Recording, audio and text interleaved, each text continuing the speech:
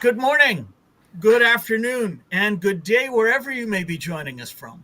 Welcome to a special edition of the Digital Download, which is The the longest longest running running weekly business talk show on LinkedIn Live. Now globally syndicated on TuneIn Radio. All right, we'll work on that. In celebration, just so everybody knows, as we continue to work on that, it's going to sound precisely the same. Yeah, it is. So we will continue to work on it, but it's just going to sound the same. Pretty much. In celebration of the inaugural World Enablement Day, today we're asking, what is social enablement? But before we jump in, let's go around the set and introduce everyone. While we're doing that, why don't you in the audience reach out to a friend, ping them, and have them join us? We strive to make the digital download an interactive experience.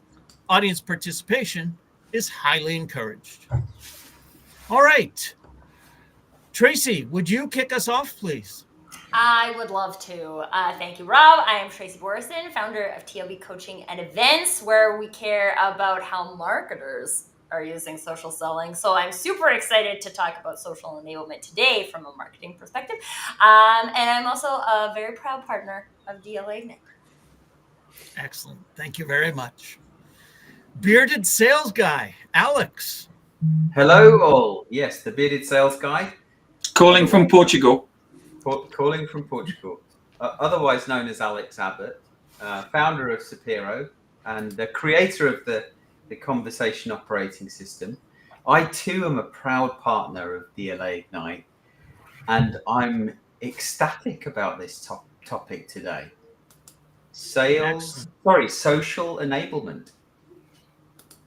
Fantastic. Thanks for being here.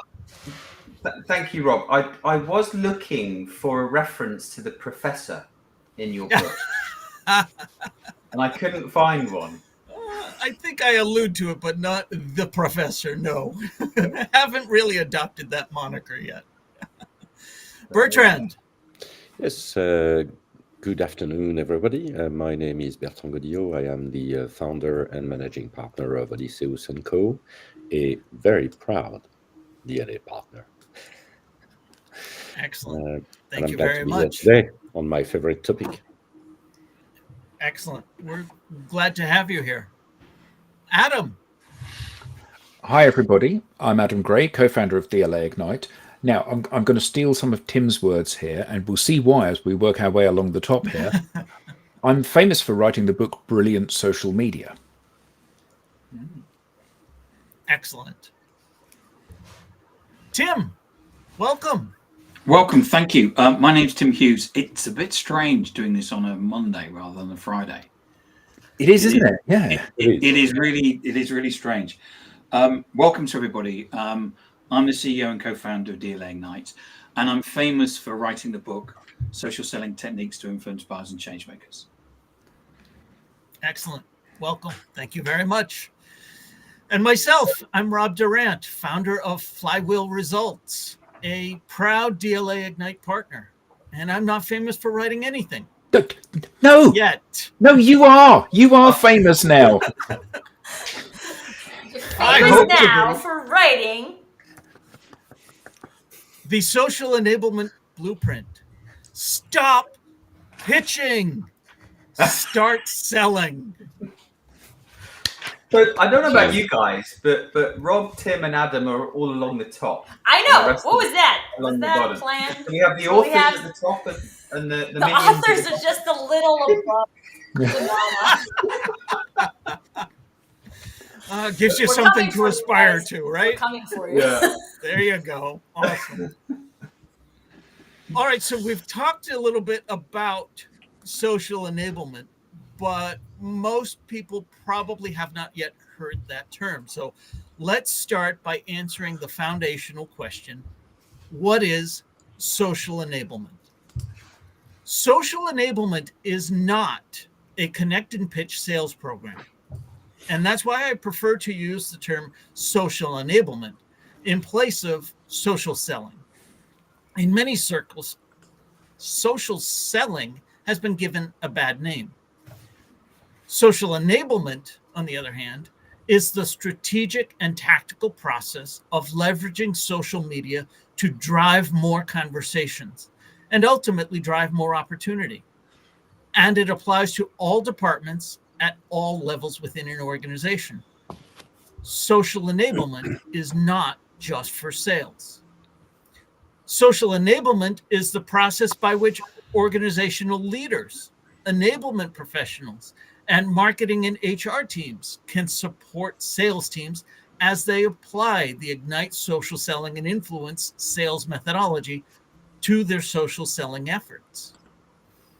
Adam, I think I've been through your social selling and influence class with Ignite at least 5 times now. I was going to say it's a lot more than 5, I think, Rob. And yet, I still want to ask you, what is Ignite? Well, when Tim and I set the business up, we knew that social media was the future of comms and sales and visibility and all of those things that make the different functions within an organization work effectively.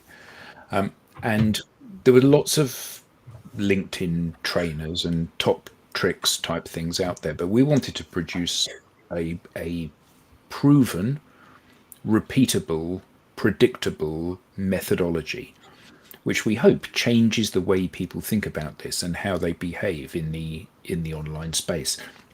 And this is not just about creating a plan and knowing that you have to be more friendly or more approachable. But yes, there is an element of that. You have to have a vision, you have to have a dream, you have to have an idea of where you're heading. But you also have to know the steps and the processes that you need to undertake, not just in order to achieve success, because a quick win is success, but it's also a degree of luck, but how you can do that in an ongoing way. Because, one of the things that we like to say is that being successful on social media is hard work, but it's a hell of a lot easier than the other options. And the point is, you want to get the maximum possible result you can in the most predictable way with the least amount of effort. So that's what we've created with this. Awesome. Tim, I know you wrote about this recently. What tools and technologies are essential for effective social selling and social enablement? Do I need to buy an AI? It's a great question, Rob, and one I get asked a lot. And I think it's I'm seeing that the average salesperson in the States is probably getting spent $8,000. I'm hearing of people that are spending $100,000 per salesperson just to give them some sort of tech to enable them to do what they've been doing for the last 30 years, rather than actually saying, well, the world has changed. We all know the world's changed. COVID changed things, social media changed things, digital changed things, but we're still doing things, we're still cold calling like I did 30 years ago. And why are we doing that? Partly because the leadership is saying, well, we need to be doing it because it worked for me 20, 30 years ago. So what they need to be doing is actually raising their heads up and seeing that there's actually something else. And this isn't about sending people spam messages on social media. So, bottom line, how much am I investing? Well, we actually recommend that people take the professional edition of LinkedIn, and that's it. That seems so simple. Some of the best things are so simple. You can save an awful lot of money and get better results. Isn't that an amazing thing? Is that more for less? Yeah, I've never heard that expression before. Yeah. Doing more with less. So, you know what's Alex, funny about this? If I could just go ahead. Share something from like a marketing perspective, because one of the things that I love about the phrase social enablement instead of social selling is, as you mentioned, Rob, that's kind of been segmented for sales, right? People said like social selling is for sales people or sales activities.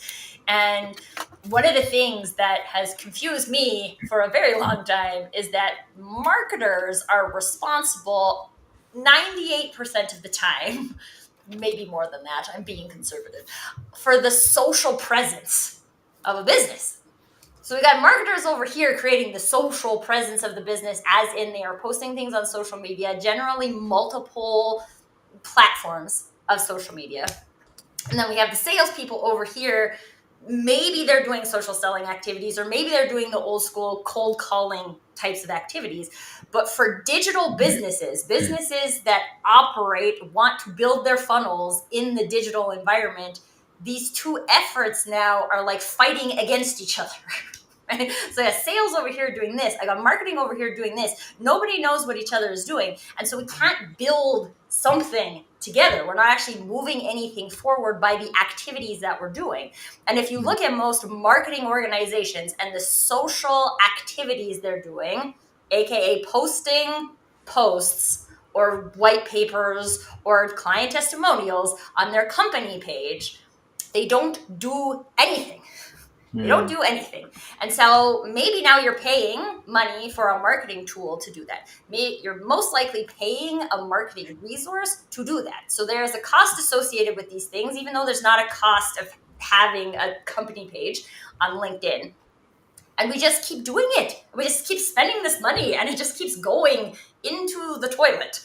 And when we look at this opportunity to enable people from a business perspective to be social on social media, this is, I mean, we're going to talk a lot about sales today, I'm sure, but from a marketing perspective, I just think like this is critical, right? Like if you are going to have your marketing people doing activities on social media, they need to be socially enabled, and they are not being socially enabled today. And I'm very fired up about it.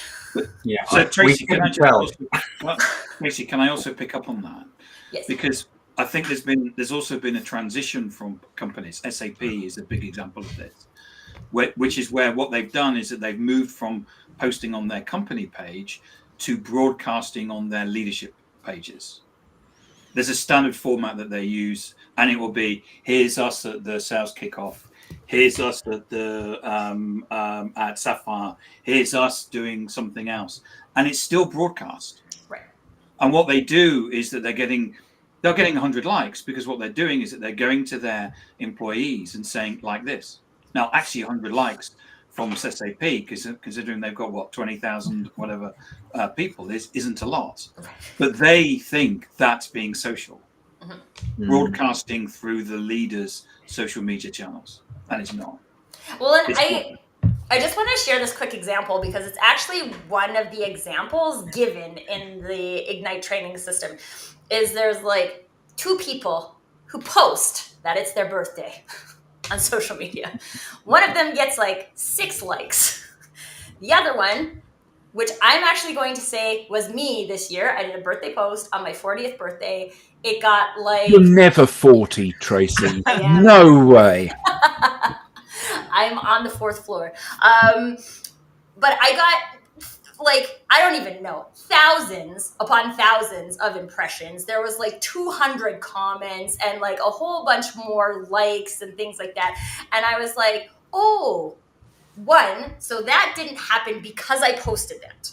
Didn't happen because I posted it. It happened because I did all of this social relationship building before I posted that. So then when I posted that, it went big and got lots of traction, and then lots of new people saw it, which is weird because it's my birthday, and when strangers wish you happy birthday, I think it's weird. But like, that's the difference. But it's not, especially from a marketing perspective, I think so much of this has come down to you just have to post, you just have to post, you just have to post. And if you post, you'll get all of this engagement and all of these impressions. No, there's something that happens before the post, and it's the social enablement. So now I'll stop talking a little. Before, during, and after. That's all true. of the time, yeah. Yeah. But Can we just pull up Julia's comment, Rob? Absolutely. Julia says, "Congrats, Tracy. You look amazing." Thank you. I feel like I have more energy in my 40s than I did in my 30s. So I think one of the things that companies fail to understand in many instances is that the message that's being delivered is not the determinant of success. It's who's delivering the message that is the determinant of success. So, Rob tells me something and I don't care because I don't like Rob. Tim tells me something, I don't care because I don't like Tim. Alex tells me something, Bertrand tells me something, Tracy tells me something. Oh, that's really interesting, Tracy, because I know you and I like you. And the fact is that when you've got an organization, whether or not that's a team of 10 people or 10,000 people, it is the love and the individual networks that those people have created where the value lies for the organization. I don't want to hear Tim speak in Rob's words. I want to hear Tim speak in Tim's words. Does that mean that everyone's going to like Tim? No, but then they don't have to. What you know is that when you look at a team of the six of us on the call, as long as one of us is liked by the person that's consuming the content, that's the bit that matters. And most organizations have this view that if it's a well-crafted, well-produced, well-photographed, well-copywritten post, it's the thing that's going to unlock the opportunity. And we know for a fact, we have a client where this individual posted something and it got 6.5 million views and 38,000 likes. And he didn't generate any inbound from it because actually that's not where the value lies. Going viral as a business or as an individual is not where the value lies. The value lies from you stimulating conversations. And that's the bit that is missed by so many organizations. If only there was a methodology that taught you how to do it. But it's all about Oh, go ahead, Bert. Alex. Everybody's talking. Sorry. But it's all about the messaging, Adam. If the messaging isn't right, then Yeah, of course. How foolish. But this is something that I think it was confusing for me at the time and why it stuck in my brain. I remember working in corporate and I worked the VP of sales had his office right behind me. And I remember all of the salespeople going into his office and brainstorming the script that they were going to use. And so they created this script which at the end of the day is an average of all of the people, but not anything any of them would actually say. And so when you're talking about there is messaging that goes into it, but there's also this level of authenticity in the message that allows you to be perceived as a human. Right? If we are all out there, you got 3 salespeople or you have 20,000 salespeople and they're all out in the market saying exactly the same thing, none of them are actually being fully authentic with you because we're not robots. Yeah. And I would, Tracy, I want to pick up on something that you said initially when it came to sales and marketing. And the reason the Sales Enablement Society no longer exists, it is now known as the Revenue Enablement Society. The reason today is World Enablement Day, not World Sales Enablement Day, is exactly the misperception that you had picked up on. When it was called Sales Enablement, people thought it was for sales. By simply calling it enablement, well, now we can talk about it for all of the departments. And that's why we call it social enablement. Yes, it's sales first, because we can point to the results that social enablement drives for salespeople. But we can also point to the results that it drives for marketing, for HR, for purchasing. I can point to results for the engineering department if they undergo a formal program of social enablement. I can pinpoint results for career searchers. If you're a job seeker and you are trying to use social media anyway, specifically LinkedIn, to find a job, social enablement, friends. Exactly. Yeah. So, Alex, you've done the research. How can sales teams measure the effectiveness of social, and what are some real world outcomes companies are leveraging it for? Well, I think the reason I started the research. So we've done a study now for 3 years. We've got 16 months worth of data where we've been tracking, individual rep behavior, not just rep, actually, a range of experiences from SDR, AE, sales director, leader, you know, on the kind of the pre-sale, so new business as well as post-sale. So, you know, looking at developing conversations with existing customers. And the reason we started the research was for the exact kind of reason, Tracy, you were kind of talking about this dichotomy between marketing and sales, where, you know, sales want marketing to generate leads, and marketing is still trying to generate leads, you know, by creating messaging and content and nurturing. And it's doing the exact opposite. It's actually pushing buyers further away. And then salespeople, you know, want leads, but they feel like they're past it, right? You know, we don't do prospecting anymore because we've now graduated as an enterprise salesperson. And, you know, I needed data really to prove that the Ignite sales social selling methodology worked. So when I was going into conversations with sales leaders, challenging them to get their sales teams to do more prospecting, you know, build relationships with their territories at scale, I had the data to back that up. But on the other side, also with marketers to tell, you know, to educate marketers, you know, about the importance of adapting their approach. Certainly, I'm talking B2B sales and marketing, right? So, you know, no longer can marketers just expect to do what they're doing and have different results.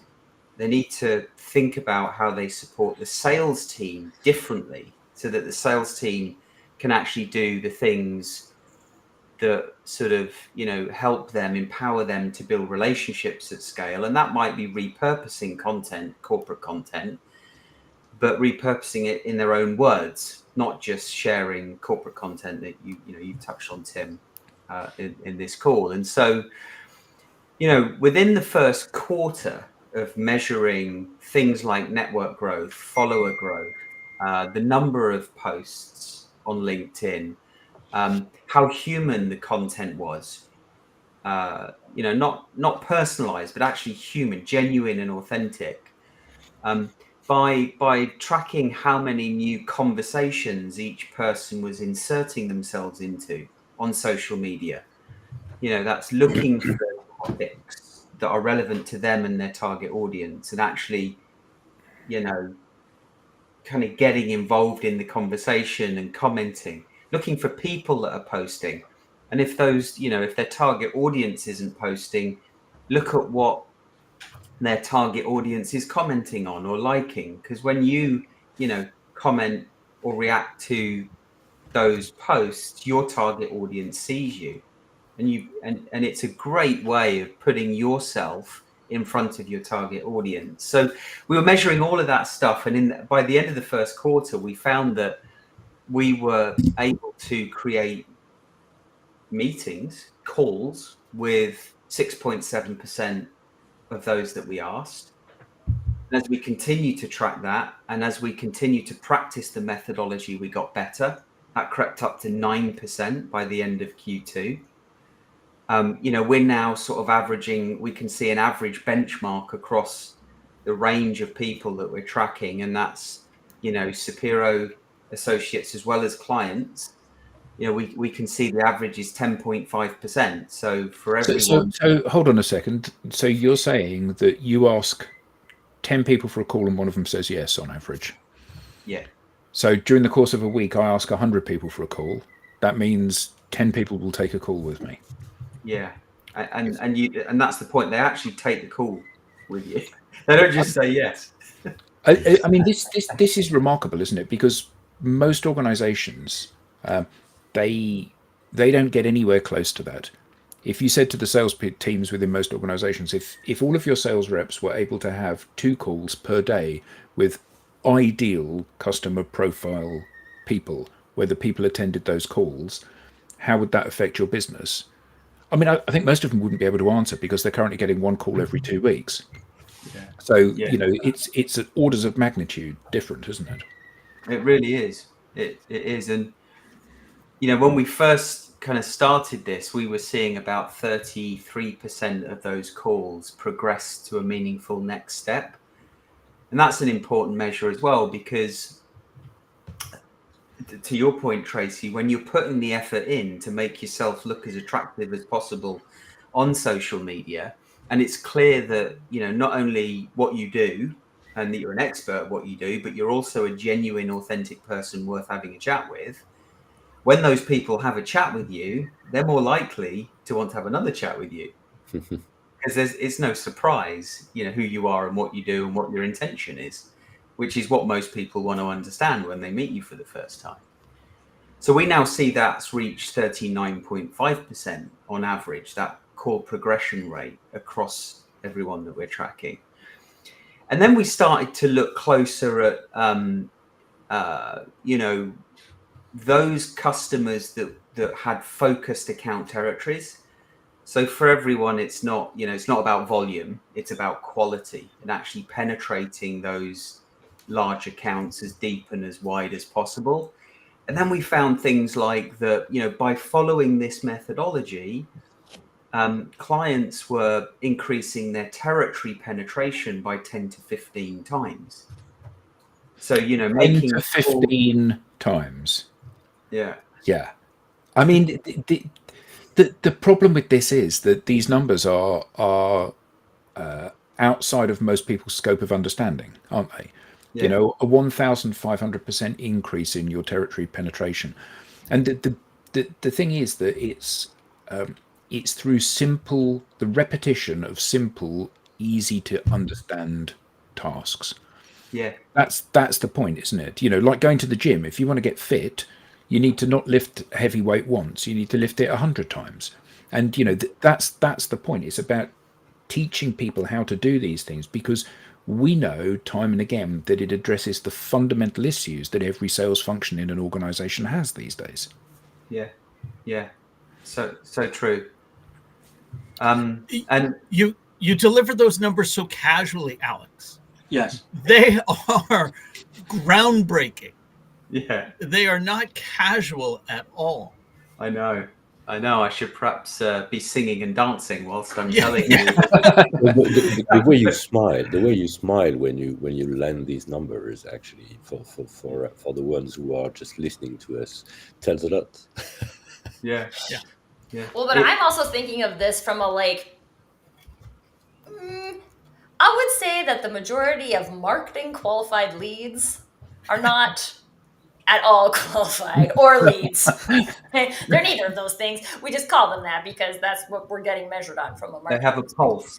Right, but like, can you imagine if you had that kind of rate in generating marketing qualified leads, and 39% of your marketing qualified leads became sales qualified leads? Like, that number is insane, right? People don't get that. But that's because people are not doing, they're not, I would say right now people are not being socially enabled. So it's not even that they're sitting on the skill stack right now and not doing the things. They have not been enabled in this way. And so this is why this conversation is so important, is like, what does it actually look like to be socially enabled? And then once you are, and you've gone through the effort, you've put in that 90 days, 100 days of effort into building things, then you get to see those numbers.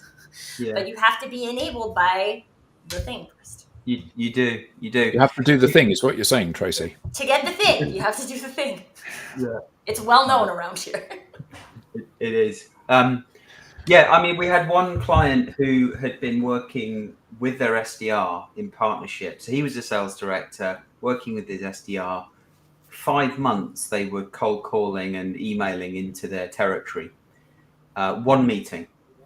5 months after their journey with this program, 36 meetings, averaging 2.4 meetings per active account, had engaged 6.4 times more stakeholders than before, which is huge when you think about enterprise sales and the number of stakeholders now influencing, you know, purchase decisions. And now I've got the luxury of kind of looking back. So beyond the 5 months, ends the first year. All right, he finished in the top half of the table, but the thing that is just wonderful about it is looking into year 2 in the first half, 70% of his H1 pipeline is committed revenue.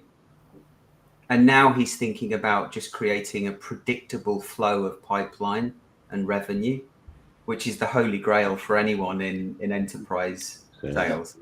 And the confidence that he has now is just unreal. And he can trust, to your point, Adam, he just trusts in this process.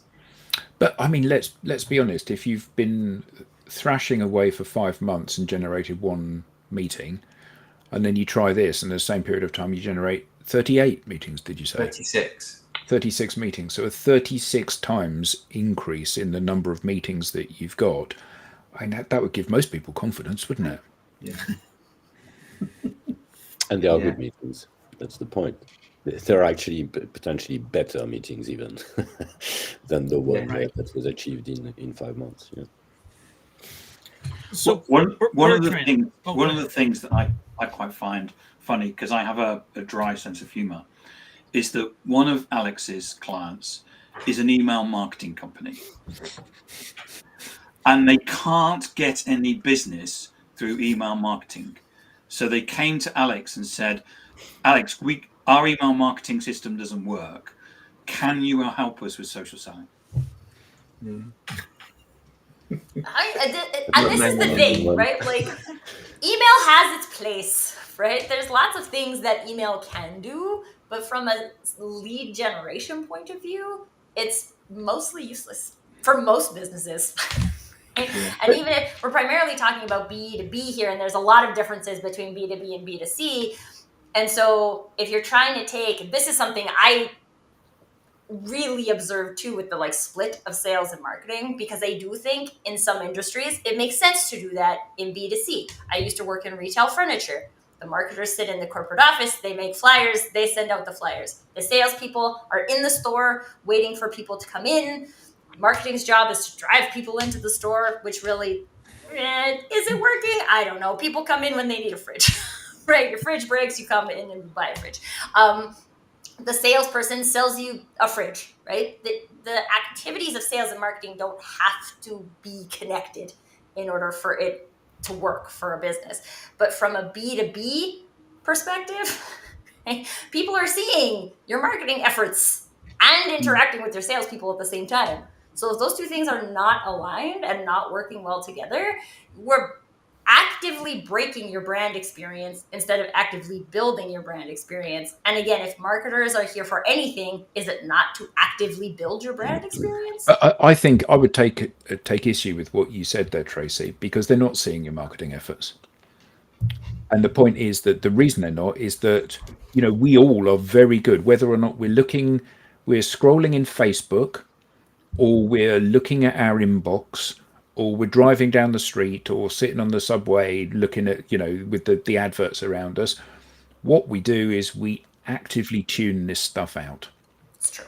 And the reason we do is that how well you can do your job is partly based on how well you can focus on that job. And when I'm getting loads of emails with people saying, just bouncing this or circling back round in order to have a conversation, or did you get a chance to have a look at no. And I remember the words of Gary Vee. He said, content is king, but context is God. And the point is that the reason that I'm going to read your email is because it's your email. It's got nothing to do with the content of it, because I only know that when I've consumed the email, and I'm not going to consume it because I've no idea who the hell you are. And it's this point, isn't it? If you build a relationship first, you build a platform on which not only are you likely to listen to what I say, but you're likely to believe what I say. And that's a huge disconnect in, pretty much every marketing or marketing function, because they believe that the solution is volume. And if you're selling training shoes, it is volume. Nike, Adidas, Reebok, whatever, they will do pretty much the same thing. I'm going to buy your brand because I like your brand, or because I think it's really great that LeBron James wears a pair of those, or whatever it may be. That's a perfectly valid thing. If you're selling an enterprise-wide ERP system, it ain't going to work in the same way. You know, the fact that Richard Branson is saying there, well, I use the Oracle ERP. So it's like people don't care. They have no interest in that. And the only way you can get them to care is if they form a bond with you and you demonstrate through your actions that you know what you're talking about. And Yeah. that's something that seems to have blindsided most people, doesn't it? It is. I really love what you're doing with this book, Rob, because to your point, Adam, and to your point, Tracy, you know, marketers are spending most of their time, if not all of their time, trying to search and qualify the 5% of people that are in market to buy the thing that they sell.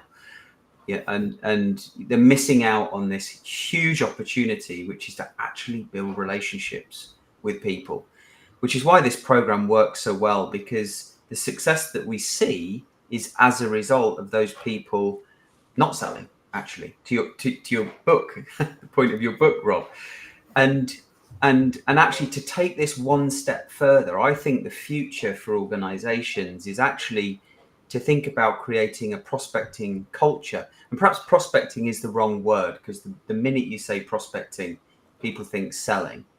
But actually creating a culture that you know, where everyone in the organization are contributing to developing their network for the good of the organization. Absolutely. I like to call it a brand community. So, picking up on that, Tracy, as our resident marketing and branding expert, what role does personal branding play when it comes to social enablement? All of it. Okay, so here's the thing, right? First of all, if we're talking about being social, I think it's important for people to note that the way I am social is different than the way Alex is social, or Rob is social, or Tim is social, or Adam, or Bertrand, or anybody who's watching this. Everybody has a unique brand of being social. Things that fall into it are things like whether you identify as an introvert or an extrovert. That will contribute to how you feel comfortable being social. So this isn't about all people showing up the same, because all people showing up the same doesn't have authenticity behind it. The repetitiveness of the tasks, the things we do, are where the consistency and the habit building lies. But your personal brand is how you build relationships with people. And even if you're listening today and you haven't ever thought before that you have a personal brand, every single human has a unique personal brand. You have conversations in specific ways. You build relationships in specific ways. You are comfortable talking about certain things and you're uncomfortable talking about other things. One of the things I love most about this program is that it allows you to harness those things and build the habits on top of it, instead of trying to create like a bunch of cookie cutter salespeople who are all using the same script and the same pitch. It's about embracing your personal brand, discovering your personal brand, which a lot of people, and I would say specifically from a marketing perspective, this has been very interesting for me, because as a marketer, I will say growing up as a marketer, you are behind the scenes. You are the voice of the brand. You are not the voice of yourself. You are the voice of your brand, and the brand says this, so you say that, right? You repeat the pitches, you repeat the elevator statements, you repeat what's on the website, you just repeat it. And the problem with that, and I can't remember if it was Tim or someone alluded to this earlier, maybe it was Adam actually, that the way I say something resonates with a specific group of people. But Tim could say the same thing in his own words, and it would resonate with a different group of people. And so from a marketing perspective, there's a lot of power in that, because now I've created the opportunity to resonate with a whole ton more people. You got 6 marketers on your team. You have the opportunity to take what is a lockdown narrative right now and open it up to 6 times the amount of people by enabling the personal brands behind the social interactions. Now, again, a lot of marketers right now aren't even having social interactions. Their job is to post the thing on social media and then tell the salespeople to share it. And the salespeople sometimes do, sometimes they like it. Most of the time they do nothing. And we just keep doing the same things. But at the end of the day, this is about igniting that uniqueness of the people behind the scenes within the umbrella of the brand. Because I think a lot of times why people are afraid to do this from a marketing perspective too is that they're like, but this is our brand. Our brand has to be this. But if you've hired your people responsibly, then your people should match your brand. Okay? So if you let your people go out and be people, it should match your brand. And this is why, Rob, you talked about why this has like a HR and a culture perspective attached to it too, because if you historically haven't done a good job of hiring your marketers or your HR team or your engineers or your salespeople in alignment with your brand values, then yeah, you would be terrified to let those people go into the social environment and share what they're going to share. But then there's other problems. I'm gonna leave it at that for now.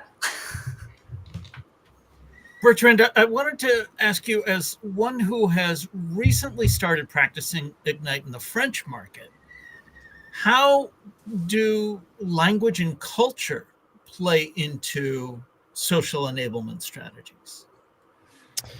Well, of course, Rob, I mean, obviously, we'd love to think we're different. But the reality is that we do have social animals. We do have people who are more reluctant to being social. But, my own experience, every single call I have with my new contacts on LinkedIn are actually very high quality. We discuss our challenges. We also share thoughts about how to solve them. Now, is the French market different? Of course, the language is different. I've started applying Ignite, I think, a little bit more than 4 months ago. I have more than doubled my number of contacts in my target market. I am on the range of 5 to 10 conversations a week. And when I talk about having high quality conversations, there are some of these new contacts. I'm already on the third or fourth call with them, because we actually have created a relationship, and I'm glad we talked about this, which is the exact opposite of what very unfortunately is hiding behind the term social selling in practice.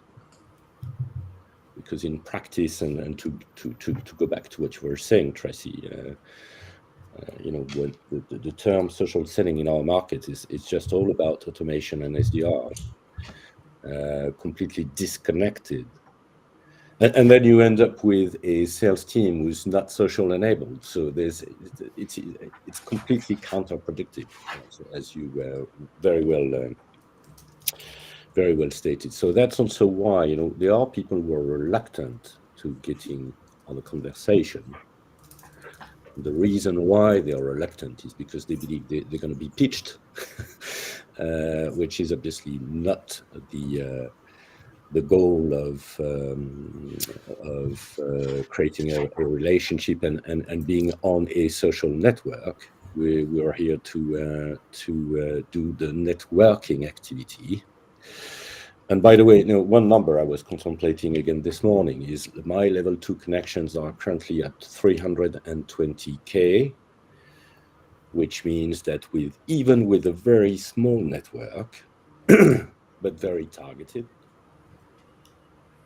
you actually have a lever, which is completely crazy, assuming the fact that you have truly created a relationship, and not just sending a flyer or a digital version of the analog flyer. I don't think that is working. So great experience here. We're no different than any other country from a B2B perspective, I'm quite sure. Does that answer your question, Rob? Absolutely. Thank you for that. As we've got 15 minutes left, I thought I'm going to talk about this.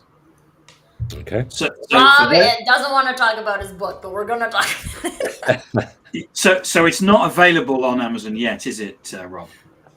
No. I checked. Yeah, no, the great thing about writing a book is writing a book. The Yeah. challenging thing about writing a book is everything else that goes with it. And as others know, and I have learned, you need at least 3 full business days before you post a book to Amazon before it's available for distribution. With So delays in have you writing, posted it? delays in editing. Have you posted it to Amazon? So it is now. It will be any moment now. It'll be available. It will be available by the end of this week. And if you would like to get notice of the wait list, you can go to socialenablement.pro. On socialenablement.pro or the QR code on screen, you can register to have an email notification when the book becomes available on Amazon and other book resellers. Yes, sorry about that, Alex. It's all right. It's a good resting spot. So, Rob, your book, in a nutshell, why should somebody buy your book? That's a great question. Honestly, they shouldn't. They should know these things already. I know the answer. Oh, I know. Because you know Rob and you like Rob and you want to support Rob, and that's why you buy your book. And this is what social enablement is all about, folks. There you go. Honestly, there's nothing groundbreaking in there. It's No, but I would disagree. I would strongly disagree You're with that. short selling this, my friend. Yeah, because there is. There's So nothing I read it, and groundbreaking in there. I read it as well, that Rob. Rob's brain didn't know. He knew it It's- and he wrote it down. yeah, but there's a it's lot of really groundbreaking well things written. in there that other people do not know. No, but I think that the point is that yeah, from a fact perspective, we've been doing this for nearly a decade now. So we've published all of our IP into the public domain if you chop it up and put it out there all the time. But the thing that you've achieved, Rob, is you've brought it all together in a really coherent way, and you've wrapped it in a beautiful narrative that is easy to understand and easy to digest. And I've made loads of notes from having read it, where I've thought to myself, I'm going to steal that with pride, because that's such a great way of describing that particular thing, or how you've phrased that, or how you've positioned that. And I think that for anybody in a sales role, be that a sales leader, a sales enablement professional, a sales enablement leader, a salesperson, anybody that's in a revenue facing role, they should read this book because it helps frame the actions that they need to take to be successful moving forward. Every time you go onto LinkedIn, there's somebody saying they've got a 2-hour masterclass that will tell you all of the secrets. And all of these things are great, and they do tell you the secrets that you need to know, but they don't tell you how to implement the secrets, and they rarely tell you why you should implement the secrets.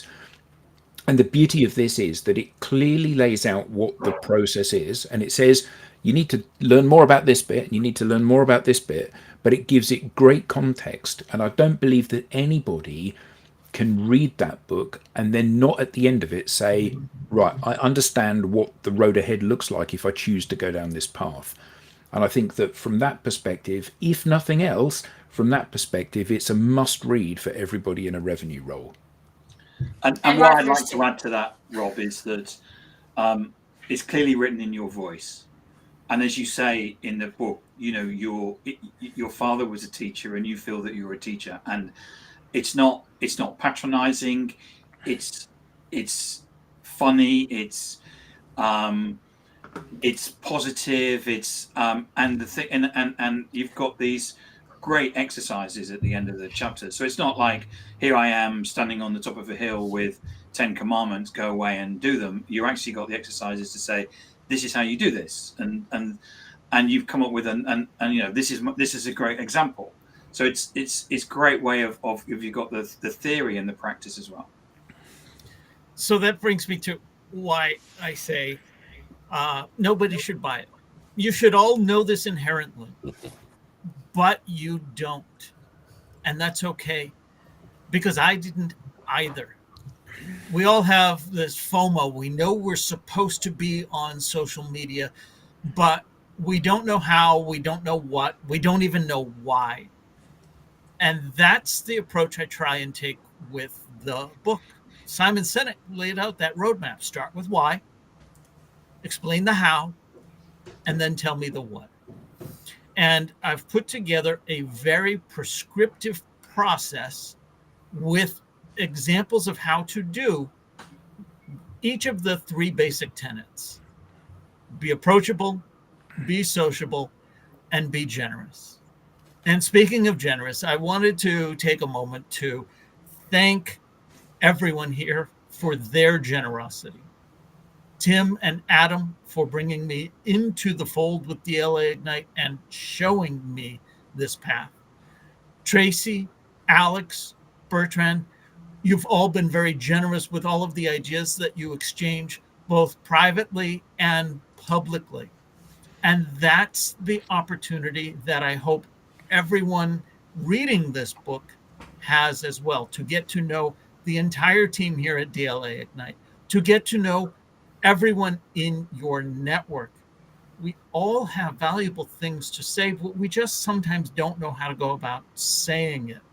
Certainly not publicly, certainly not on social media. I'm not Gary Vee. I'm not Kardashian. I'm not. I don't care what you're not.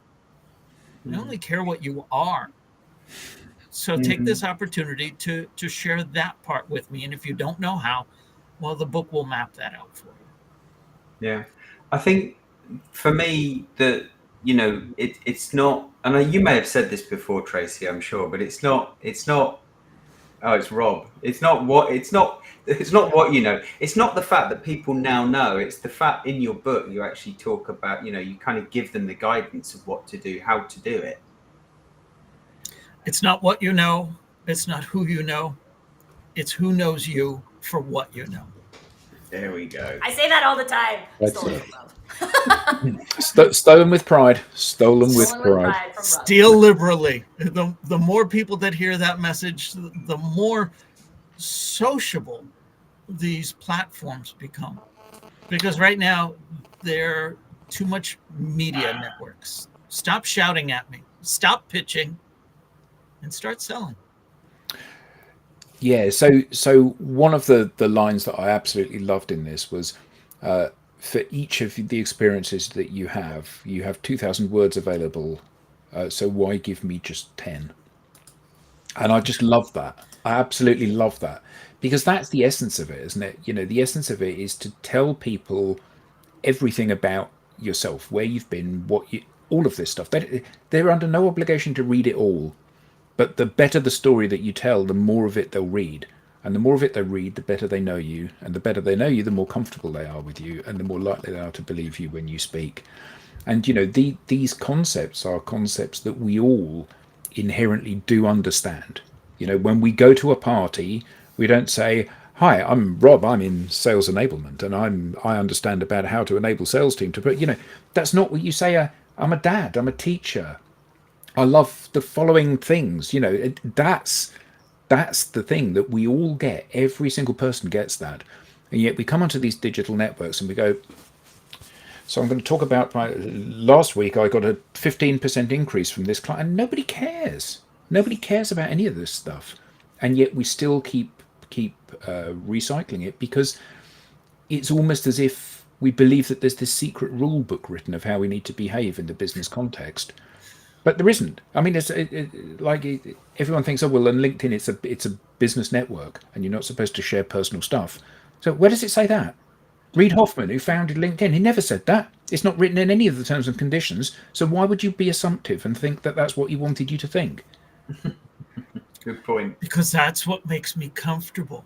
And I would much rather tell you how you should not use LinkedIn, how it's not Facebook, than it is to put myself out there. This is one thing I will say, because even for I'm a personal brand advocate. I'm known for my authenticity, and going through this program, it tested my ability to be vulnerable on LinkedIn. And that is a practice, right? So then once you do it a few times, and it gets easier and easier and easier. And I'm not saying, and I don't think any of us are saying that this is about revealing all things about you to the internet, right? This is about me saying, I had a moment with my son, and this is what happened, and this is what it taught me about personal branding. And this is part of the reasons why I am a branding expert, is because I see branding in the entire world. I see it in this episode. I see it in my son. I see it in the neighbors across the street. I see it. And so when you can take those things that you uniquely see and show them to people, then what they get to see is you're seeing things that other people don't see. And those things that you think are so basic, there's nothing new in this book, are things that other people have never been able to put together until you used your words to tell them it. And so that's why I think there's so much power in this concept of social enablement, because we're just really saying we're socially enabling people to share their story. And authenticity, in my definition, is about you saying or doing what you would do or say when you would do or say it. I don't get to dictate what story you tell. You dictate what story you tell, but you tell the stories that you want to tell. And you stop letting fake boundaries on LinkedIn tell you you can't tell them, because you can't. Yeah. But Ooh. Tracy, that's scary. Yeah. It is scary. It's scary. And this is the thing I tell my son. My son is 6. It will always be scary until you try it. Well, it doesn't get less scary until you try it and you start to work your way through how you would do it. And then once you find your way to do it, it's not scary. But as long as you sit there and wait, it will continue to be that same amount of scary. It won't get any less scary. You got to just do it. Yeah. Right. Perfectly right. Perfect. I think that is a perfect way to wrap this up. If you want the thing, you have to do the thing. Is that what we're saying? I heard that. I heard that before. You want the thing, you have to buy the thing. There we go. Hit the book. You can join the waitlist for the Social Enablement Blueprint at socialenablement.pro or scan the QR code on screen. We now have a newsletter. You can sign up for show highlights, beyond the show insights, and reminders of upcoming episodes. You can visit us at digitaldownload.live and click on newsletter, or follow the QR code on screen. On behalf of the panelists, thank you all for being part of this inaugural World Enablement Day special edition. And we'll see you next time on the Digital Download. Well done, Rob. Thank you all. Everyone. Well done, Rob.